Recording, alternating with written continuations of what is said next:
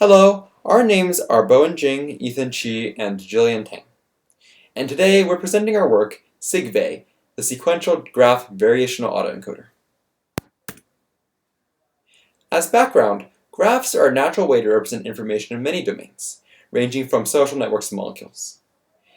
Li et al. Present a promising quasi-autoregressive state-of-the-art sequential generative model of graphs, based on graphical CNNs, which we refer to here as SGGN.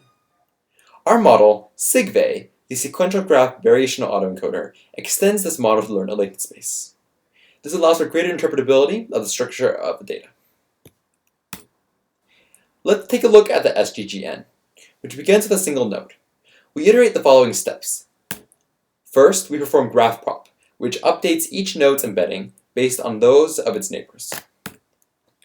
We then decide whether or not to add a node using a binary classifier. If we do add a node, we continue to decide whether to add an edge, and if so, where. We repeat this process until the model decides not to add any more edges, and then decides not to add any more nodes. We can model the density of x as follows in the SGVAE, where we marginalize over two latent variables, z and pi. Specifically, z represents the initial embedding of the first node, while pi represents an ordering over the nodes of the graph. To optimize, we use an amortized variational model, where p is parameterized by a constructor network as in Li et al., and q is parameterized by a novel destructor network that we introduce in our paper.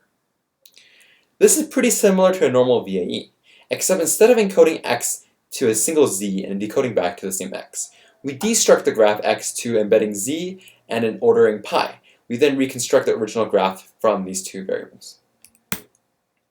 Let's consider our destructor model, which is quite similar to the SGGN run in reverse. Beginning with all nodes in the entire graph, we perform graph prop. Then we use a binary classifier to choose whether or not to delete a node from the graph. If we delete a node, we then delete its constituent edges. We do this until only one node is left. Since pi is discrete, we can't use the reparameterization trick here. Instead, we train using the reinforce trick.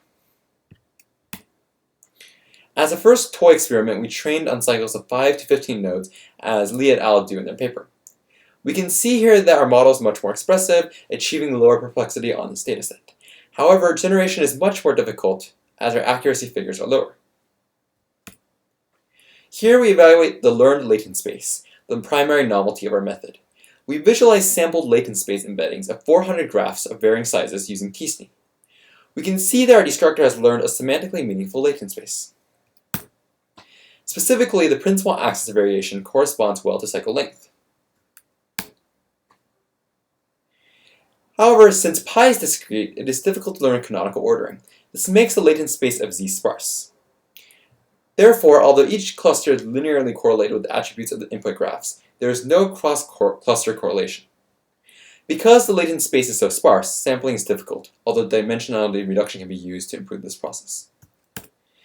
As future work, we hope to improve training using control variates and have better generation using beam search.